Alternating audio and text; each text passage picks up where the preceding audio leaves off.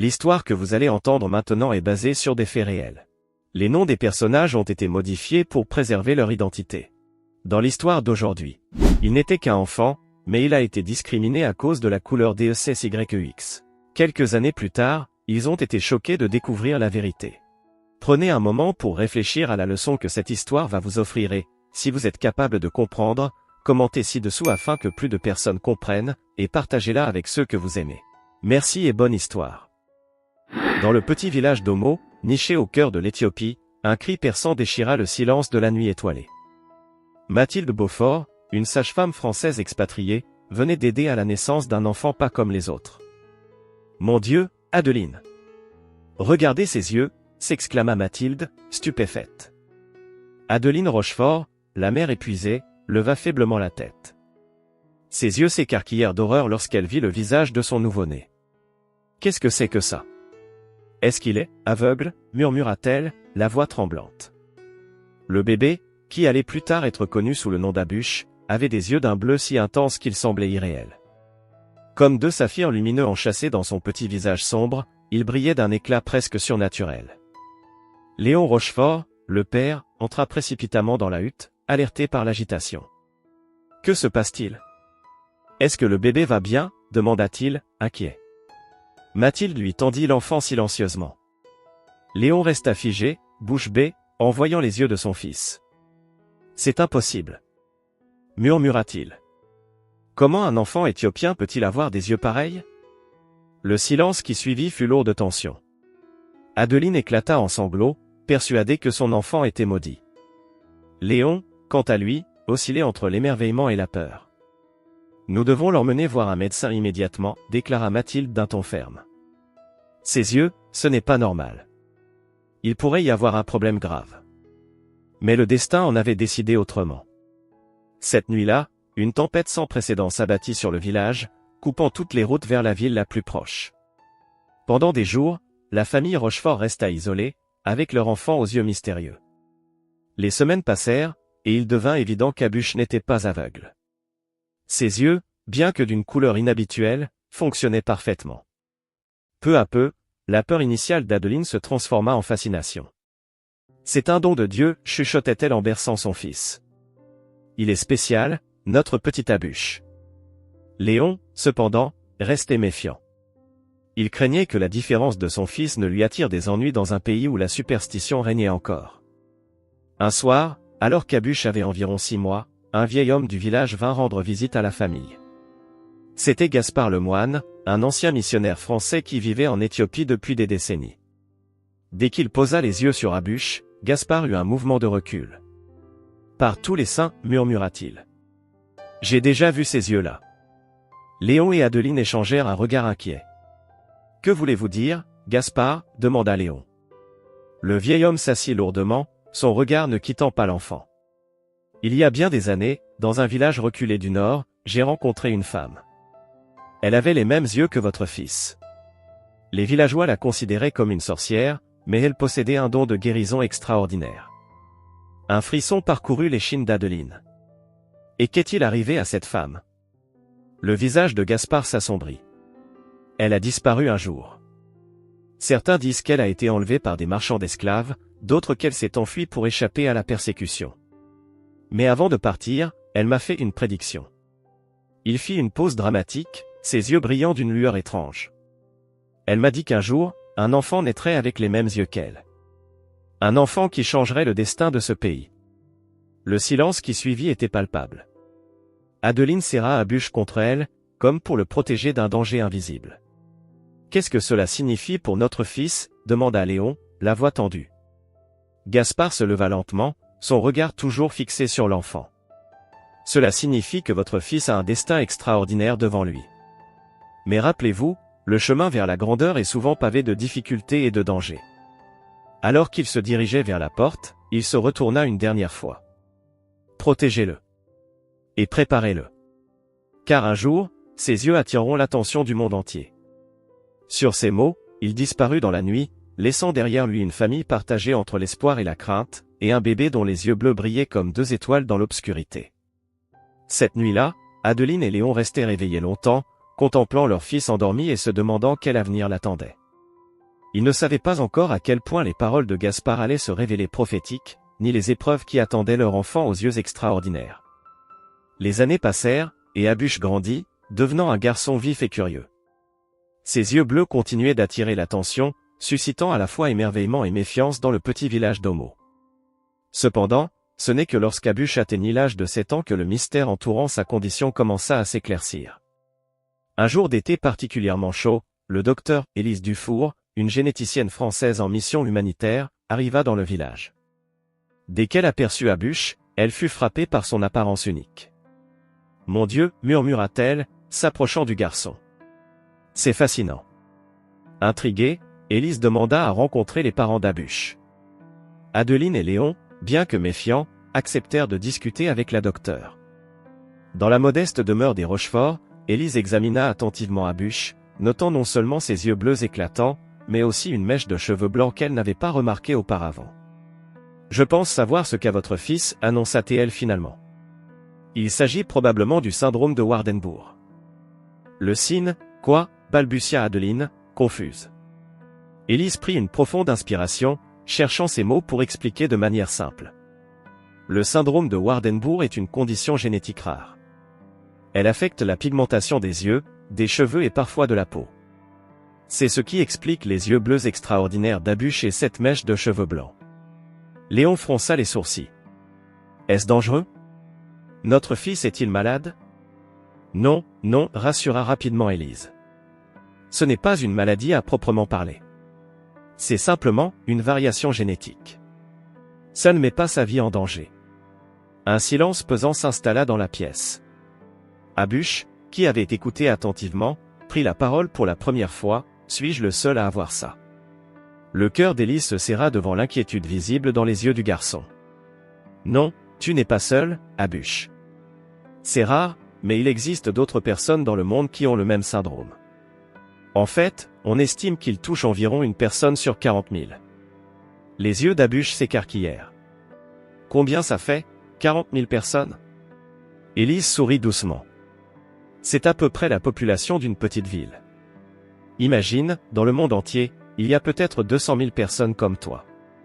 Cette révélation sembla à la fois rassurer et troubler Abush. Il n'était pas seul, mais il restait extrêmement rare. Adeline, les larmes aux yeux, demanda « Mais pourquoi lui? Pourquoi notre fils ?» Élise s'assit à côté d'elle, posant une main réconfortante sur son épaule. Le syndrome de Waardenburg est héréditaire. Cela signifie qu'il est transmis par les parents, même s'ils ne présentent pas eux-mêmes les symptômes. C'est comme une loterie génétique. Abush a simplement tiré une combinaison très rare. Léon, qui était resté silencieux jusque-là, prit la parole. Y a-t-il d'autre chose que nous devrions savoir? Des complications? Élise hocha la tête, son visage devenant plus sérieux. Il existe différents types de syndrome de Waardenburg. Certains peuvent être associés à des problèmes auditifs. Je recommande vivement que nous fassions passer à Abush un test auditif complet. Cette nouvelle information jeta un froid dans la pièce. Abush, sentant l'inquiétude de ses parents, s'approcha d'eux et les prit dans ses bras. « Ne vous inquiétez pas, dit-il avec une maturité surprenante pour son âge. Je vais bien. Mes yeux sont spéciaux, c'est tout. » Élise ne put s'empêcher de sourire devant la résilience du garçon. « Tu as raison, Abush. Tes yeux sont spéciaux. En fait, ils sont si uniques qu'ils pourraient même t'ouvrir des portes dans l'avenir. » « Que voulez-vous dire ?» demanda Léon, intrigué. « Eh bien, expliqua Élise, dans le monde de la mode et de la photographie, des yeux comme ceux d'Abush sont considérés comme extraordinairement beaux. Il pourrait avoir des opportunités incroyables s'il décidait un jour de suivre cette voie. » Cette perspective sembla illuminer le visage d'Abush, mais Adeline paraissait inquiète. « Mais, et si les gens le traitent différemment à cause de ses yeux? » Élise soupira, comprenant les craintes de la mère. C'est une possibilité, malheureusement. La différence peut parfois effrayer les gens. Mais elle peut aussi inspirer et émerveiller. L'important est qu'Abush comprenne que sa différence est ce qui le rend unique et spécial. Alors que la conversation se poursuivait, abordant les détails médicaux et les implications futures du syndrome, Abush resta silencieux, perdu dans ses pensées. Pour la première fois de sa vie, il avait un nom pour expliquer sa différence. Et bien que cela apporte des réponses, cela soulevait également de nouvelles questions. Quelle serait sa vie avec ce syndrome?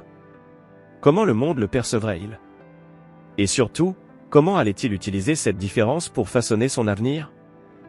Ce jour-là, dans la petite maison des Rochefort, une nouvelle compréhension naquit.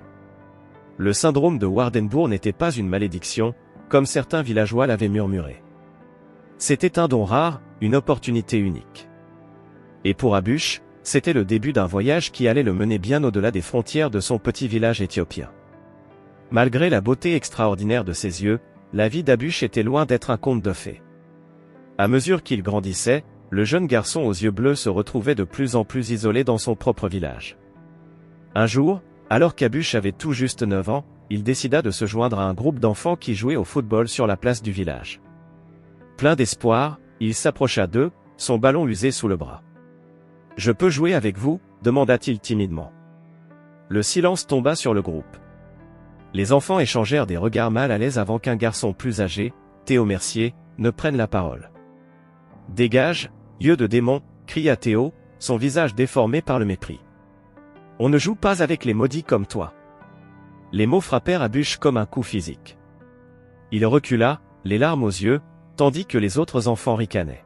« Mais, je ne suis pas maudit !» protesta faiblement Abush. « C'est juste mes yeux. Je suis comme vous. » Théo s'avança, menaçant. « Tu n'es pas comme nous. Tu es un monstre. Ma mère dit que tes yeux peuvent voler l'âme des gens. Va-t'en avant que je ne te fasse partir moi-même. » Abush, le cœur brisé, s'enfuit en courant, les rires cruels des enfants résonnant dans ses oreilles. Ce jour-là, quelque chose se brisa en lui. La solitude qu'il avait toujours ressentie se transforma en une douleur aiguë, un sentiment d'être fondamentalement différent et indésirable. Les jours suivants, Abush refusa de sortir de la maison. Adeline et Léon, inquiets, tentèrent de le réconforter, mais leurs mots semblaient vides face à la cruauté du monde extérieur. Un soir, alors que la lune brillait haut dans le ciel, Abush prit une décision. Il ne pouvait plus supporter la vie dans ce village où il était constamment rejeté. Rassemblant le peu d'affaires qu'il possédait dans un petit sac, il quitta silencieusement la maison familiale. Les rues du village étaient désertes lorsqu'Abush les traversa pour la dernière fois. Chaque coin, chaque maison lui rappelait un moment de rejet ou de moquerie. Alors qu'il atteignait la limite du village, il jeta un dernier regard en arrière, ses yeux bleus brillants de larmes non versées. « Adieu » murmura-t-il avant de s'enfoncer dans la nuit. Les jours qui suivirent furent un tourbillon de peur, de faim et de solitude. Abush erra de village en village, dormant dans des granges abandonnées ou sous les étoiles. Il apprit rapidement que la vie dans les rues était impitoyable, surtout pour un enfant différent comme lui. Un jour, alors qu'il cherchait de la nourriture dans une décharge à la périphérie d'une ville, Abush fut confronté à un groupe d'enfants des rues plus âgés. « Et, regardez ça !» s'exclama l'un d'eux, pointant du doigt les yeux d'Abush. « On dirait qu'on a trouvé un petit extraterrestre. » Abush tenta de s'enfuir, mais les garçons l'encerclèrent rapidement. Leur chef, un adolescent costaud nommé Marcel, s'avança. « Tu sais ce qu'on fait aux monstres comme toi ?» grogna Marcel, brandissant une bouteille cassée. « On les renvoie d'où ils viennent. » Abush ferma les yeux, attendant le coup. Mais soudain, une voix féminine retentit. « Arrêtez !» Une jeune fille aux cheveux roux en bataille émergea de l'ombre. C'était Élodie, connue dans les rues pour sa férocité malgré son jeune âge. « Laissez-le tranquille » ordonna TL, ses yeux vers l'encens des éclairs. « Il est avec moi. » Marcel hésita, surpris par l'intervention d'Élodie. « Depuis quand tu défends les monstres, Élodie ?» La jeune fille s'approcha d'Abush, posant une main protectrice sur son épaule. « Il n'est pas un monstre. Il est spécial. Et si quelqu'un le touche, il aura affaire à moi. » Après un moment de tension, Marcel baissa sa bouteille. « Comme tu veux. Mais garde ton petit alien loin de notre territoire. » Une fois le groupe parti, Élodie se tourna vers Abush. « Ça va ?» Abush hocha la tête, encore sous le choc. « Merci » murmura-t-il. « Pourquoi m'as-tu aidé ?» Élodie sourit doucement. « Parce que je sais ce que c'est d'être différent. Viens, je connais un endroit sûr où on peut rester. » Cette rencontre marqua un tournant dans la vie d'Abush. Pour la première fois depuis longtemps, il avait trouvé quelqu'un qui l'acceptait tel qu'il était. Élodie devint sa protectrice, son amie, et ensemble, ils apprirent à survivre dans les rues. Mais la vie restait dure. Abush portait toujours les cicatrices émotionnelles de son rejet, et la peur d'être découvert et maltraité à cause de ses yeux ne le quittait jamais vraiment. Un jour, alors qu'il cherchait de la nourriture sur un marché bondé, Abush fut bousculé par un homme pressé. Son chapeau tomba, révélant ses yeux bleus à la foule. Les murmures commencèrent immédiatement, certains d'émerveillement, d'autres de peur. Regardez ses yeux. C'est impossible. Est-ce que c'est magique? Paniqué, Abush s'enfuit, Élodie sur ses talons. Ils coururent jusqu'à ce que leurs jambes ne puissent plus les porter, s'effondrant dans une ruelle sombre. Je ne peux plus vivre comme ça, Élodie sanglota Abush. Je veux juste être normal. Élodie le serra dans ses bras. Tu n'es pas normal, Abush. Tu es extraordinaire. Et un jour, le monde entier le verra. Ces mots, prononcés avec une conviction inébranlable, plantèrent une graine d'espoir dans le cœur d'Abush. Peut-être qu'un jour, ses yeux ne seraient plus une source de peur et de rejet, mais quelque chose de précieux et d'admiré. Alors qu'il regardait le soleil se coucher sur la ville, Abush se promit qu'un jour, il trouverait un endroit où il serait accepté pour ce qu'il était. Un endroit où ses yeux bleus seraient vus non pas comme une malédiction, mais comme le don qu'ils étaient vraiment. Le destin d'Abush prit un tournant inattendu un matin d'été, alors que le soleil éthiopien caressait les rues poussiéreuses de la petite ville où lui et Élodie avaient trouvé refuge. Ce jour-là, un photographe français renommé, Antoine Delacroix, déambulait dans le marché local, à la recherche d'images capturant l'essence de la vie quotidienne en Afrique. Antoine ajustait son objectif pour photographier un étal de fruits colorés lorsqu'il aperçut du coin de l'œil un éclair bleu saisissant. Intrigué, il se retourna et vit Abush, qui aidait un marchand à porter des caisses. Le photographe resta figé, stupéfait par ce qu'il voyait. « Mon Dieu » murmura-t-il, abaissant son appareil photo. « C'est impossible. » Sans hésiter, Antoine s'approcha d'Abush, qui, sentant le regard intense de l'étranger, tenta de s'éclipser discrètement. « Attends » appela Antoine en français, avant de se reprendre en anglais. « S'il te plaît, ne pars pas. Je suis photographe. Puis-je te parler ?» Méfiant, Abush hésita. Élodie, qui n'était jamais loin, apparut à ses côtés, prête à le défendre si nécessaire. « Que voulez-vous » demanda-t-elle sèchement. Antoine, conscient de leur appréhension, s'accroupit pour être à leur niveau. « Je m'appelle Antoine. Je suis photographe et je n'ai jamais vu des yeux comme les tiens, dit-il doucement à Abush. Ils sont extraordinaires. J'aimerais beaucoup te photographier, si tu es d'accord. » Abush échangea un regard incertain avec Élodie. Toute sa vie, ses yeux lui avaient causé des problèmes. Et maintenant, cet étranger voulait les photographier. « Pourquoi » demanda finalement Abush. Antoine sourit gentiment. « Parce que ta beauté mérite d'être partagée avec le monde. Tes yeux, ils sont comme deux océans miniatures. Je n'ai jamais rien vu de tel. » Après une longue discussion et avec l'encouragement d'Élodie, Abush accepta finalement d'être photographié. Antoine passa les jours suivants à capturer non seulement les yeux d'Abush, mais aussi son esprit, son histoire, sa résilience. Les photographies d'Antoine, une fois publiées, eurent un impact immédiat et retentissant. Les images d'Abush firent le tour du monde, apparaissant dans des magazines prestigieux, des galeries d'art, et même sur les réseaux sociaux. Un matin, Abush fut réveillé par Élodie, qui tenait un journal local. « Regarde » s'exclama-t-elle, excitée. « Tu es en première page. » L'article parlait d'Abush comme d'une « merveille de la nature », décrivant ses yeux comme « les plus beaux du monde ». Des experts en génétique étaient cités, expliquant le syndrome de Waardenburg et soulignant la rareté de la condition d'Abush. Mais ce n'était que le début. Dans les semaines qui suivirent, des journalistes du monde entier affluèrent dans la petite ville éthiopienne, tous désireux de rencontrer le garçon aux yeux bleus extraordinaires. Camille Leroy, une journaliste de mode française, fut particulièrement touchée par l'histoire d'Abush. Lors de leur rencontre, elle lui dit « Tu sais, Abush, dans le monde de la mode, des yeux comme les tiens sont considérés comme un trésor. Tu pourrais avoir une carrière incroyable si tu le souhaitais. » Abush, encore étourdi par toute cette attention soudaine, demanda timidement « Vous voulez dire que je pourrais travailler? Gagner de l'argent grâce à mes yeux ?» Camille acquiesça avec enthousiasme. Absolument. Des agences de mannequins du monde entier seraient prêtes à tout pour te représenter. Cette révélation fut un choc pour Abush. Ses yeux, qui avaient été pendant si longtemps une source de douleur et d'isolement, étaient maintenant considérés comme un atout précieux. Cependant, toute cette attention n'était pas sans conséquences. Certains habitants locaux, jadis hostiles envers Abush, changèrent soudainement d'attitude, cherchant à profiter de sa nouvelle célébrité. D'autres restaient méfiants, murmurant que cette attention mondiale ne présageait rien de bon. Un soir, alors qu'Abush et Elodie discutaient de l'avenir, un visiteur inattendu se présenta. C'était Léon, le père d'Abush, qui avait passé des mois à le rechercher. « Abush, dit Léon, les larmes aux yeux. Je t'ai enfin retrouvé. » Les émotions étaient mitigées. Abush était partagé entre la joie de revoir son père et la peur de retourner à une vie de rejet. Mais Léon le surprit.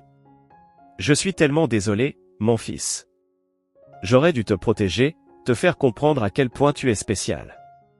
Pardonne-moi.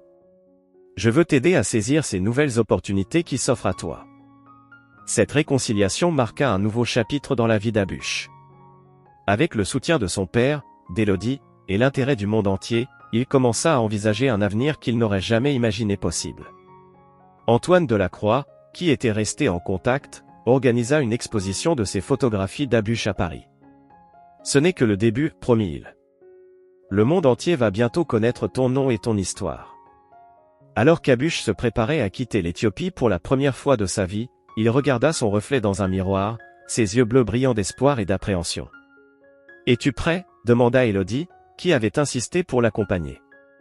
Abush prit une profonde inspiration. « Je crois que oui. C'est le moment de montrer au monde qui je suis vraiment. » Ainsi commença le voyage extraordinaire d'Abush, le garçon aux yeux bleus d'Éthiopie, vers une reconnaissance mondiale et une vie qu'il n'aurait jamais osé imaginer dans ses rêves les plus fous. Paris, la ville lumière, accueillit Abush comme une célébrité. L'exposition d'Antoine Delacroix, intitulée « Les yeux de l'Éthiopie », attira l'attention des médias du monde entier. Abush, âgé de 14 ans maintenant, se retrouva propulsé sous les projecteurs, une expérience à la fois exaltante et terrifiante. Le soir du vernissage, la galerie était bondée. Abush, vêtu d'un costume sur mesure, se tenait timidement près d'une immense photographie de ses yeux. Elodie, toujours à ses côtés, lui serra la main pour le rassurer. Soudain, un murmure parcourut la foule. Un homme distingué s'approchait d'Abush. C'était Gabriel Lefebvre, un célèbre journaliste et présentateur de télévision. « Bonsoir, Abush, dit Gabriel avec un sourire chaleureux. Je suis Gabriel Lefebvre. J'aimerais beaucoup vous interviewer pour mon émission. Accepteriez-vous ? » Abush, encore peu habitué à parler français, acquiesça timidement. « Oui, monsieur. Merci. » L'interview eut lieu le lendemain dans un studio luxueux. Abush, nerveux mais déterminé, s'assit face à Gabriel, les caméras braquées sur lui. « Abush, commença Gabriel, votre histoire a captivé le monde entier. Mais j'ai une question, saviez-vous que vos yeux sont considérés comme l'un des 88 plus beaux au monde ? Parmi 8 milliards de personnes ? » Le visage d'Abush passa de la surprise à l'incrédulité. « Quoi ? 8 milliards ?» Gabriel hocha la tête, sortant une tablette pour montrer un article à Abush. « Regardez, vous êtes ici, dans cette liste des 88 personnes aux yeux les plus extraordinaires du monde. » Abush fixa l'écran, stupéfait. Ses yeux, qu'il avait fait souffrir pendant si longtemps, étaient maintenant célébrés à l'échelle mondiale. Il sentit des larmes monter, un mélange d'émotions le submergeant. « Je ne savais pas, murmura-t-il. 8 milliards, c'est combien exactement ? » Gabriel sourit gentiment. « C'est la population totale de la Terre, Abush. Cela signifie que vos yeux sont considérés parmi les plus beaux de toute l'humanité. » Cette révélation fut un choc pour Abush. Toute sa vie, il s'était senti différent, exclu. Et maintenant, il apprenait qu'il était considéré comme extraordinaire à l'échelle mondiale. « Comment vous sentez-vous en apprenant cela ? » demanda Gabriel, captivé par la réaction d'Abush. Abush prit une profonde inspiration, essayant de mettre des mots sur le tourbillon d'émotions qu'il ressentait. « Je ne sais pas quoi dire. Pendant si longtemps, j'ai eu honte de mes yeux. Les gens me traitaient de monstre, de maudit. Et maintenant, c'est comme si le monde entier avait changé d'avis du jour au lendemain. » Gabriel hocha la tête avec compréhension. « C'est une transformation remarquable. Comment voyez-vous votre avenir maintenant? Abush réfléchit un moment avant de répondre. Je veux utiliser cette attention pour aider d'autres enfants comme moi. Des enfants qui se sentent différents, rejetés. Je veux leur montrer qu'être unique peut être une force, pas une malédiction. L'interview se poursuivit, Abush partageant son histoire, ses espoirs et ses rêves avec une éloquence qui surprit même Elodie, qui regardait depuis les coulisses, les larmes aux yeux. Après l'émission, alors qu'Abush et Elodie quittaient le studio, ils furent accueillis par une foule de fans et de journalistes. Une petite fille s'approcha timidement d'Abush, tenant un dessin.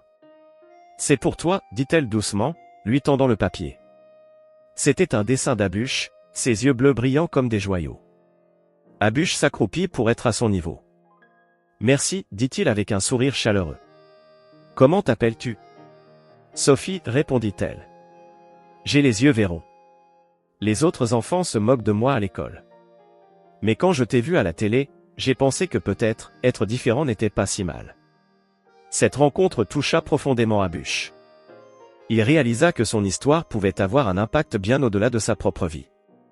Plus tard ce soir-là, dans leur chambre d'hôtel luxueuse, Abush et Elodie discutaient de cette journée incroyable.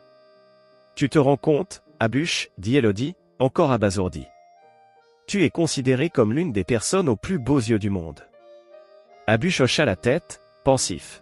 « C'est incroyable. Mais tu sais quoi, Elodie? Ce qui me touche le plus, c'est de penser que mon histoire peut aider des enfants comme Sophie. Des enfants qui se sentent différents et seuls, comme je l'étais. » Elodie lui sourit tendrement. « Tu as toujours eu un grand cœur, Abush. C'est ça qui te rend vraiment beau, bien plus que tes yeux. » Alors qu'il regardait par la fenêtre les lumières scintillantes de Paris, Abush réalisa que sa vie avait pris un tournant qu'il n'aurait jamais pu imaginer. Ses yeux, autrefois source de honte et de rejet, étaient maintenant célébrés dans le monde entier. Mais plus important encore, ils étaient devenus un symbole d'espoir pour tous ceux qui se sentaient différents. Demain, dit Abush avec détermination, je veux commencer à planifier comment nous pouvons utiliser toute cette attention pour faire une réelle différence. Pour aider d'autres enfants comme moi, comme Sophie. Elodie acquiesça, fière de voir à quel point son amie avait grandi. Ensemble, nous pouvons changer le monde, un regard à la fois, dit-elle. Et ainsi, dans cette chambre d'hôtel parisienne, naquit l'idée de ce qui allait devenir la Fondation Abush pour les enfants extraordinaires, une organisation qui allait changer la vie de milliers d'enfants à travers le monde. 5 ans s'étaient écoulés depuis la révélation bouleversante à Paris. Abush, maintenant âgé de 19 ans, était devenu une figure internationale, reconnue non seulement pour ses yeux extraordinaires, mais aussi pour son travail humanitaire. La Fondation Abush pour les enfants extraordinaires, née de 7 nuits d'inspiration à Paris, était devenue une organisation mondiale respectée. Son siège, un bâtiment moderne aux larges baies vitrées, se dressait fièrement au cœur d'Addis Abeba, la capitale éthiopienne. Un matin ensoleillé, Abush se tenait devant une classe d'enfants dans l'aile médicale de la Fondation. Ses yeux bleus brillaient d'enthousiasme alors qu'il s'adressait à eux. « Vous voyez, être différent n'est pas une faiblesse. C'est votre super pouvoir, dit-il avec un sourire chaleureux. » Parmi les enfants, certains avaient le syndrome de Waardenburg comme lui, d'autres présentaient diverses conditions rares. Tous l'écoutaient avec admiration. Une petite fille leva timidement la main. « Mais Abush, et si les gens nous rejettent quand même ?» Abush s'accroupit à côté d'elle. « Myriam, je comprends ta peur. J'ai vécu la même chose. Mais regarde autour de toi. Nous sommes tous différents ici, et pourtant, nous formons une famille. Le monde apprend petit à petit à célébrer nos différences. » Après la séance, Elodie, devenue la directrice des opérations de la Fondation, rejoignit Abush. « Le docteur Lefebvre veut te voir, dit-elle. Il a des nouvelles importantes. » Dans le laboratoire high-tech de la Fondation, le docteur Marcel Lefebvre, un généticien de renommée mondiale, les attendait avec excitation. Abush était stupéfait. « C'est incroyable, docteur Lefebvre. Combien d'enfants cela pourrait-il aider ?»« Des milliers, potentiellement, répondit le médecin.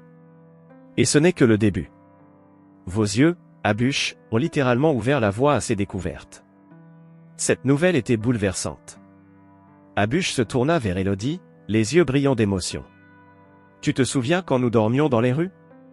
Qui aurait pu imaginer que nous en arriverions là ?» Elodie lui serra la main, tout aussi ému.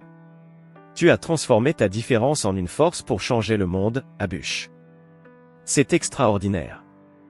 Plus tard dans la journée, Abush avait un rendez-vous important. Dans son bureau, il accueillit Monsieur Girard, le PDG d'une grande maison de couture française. Monsieur Abush, commença Girard, nous aimerions faire de vous le visage de notre nouvelle campagne mondiale.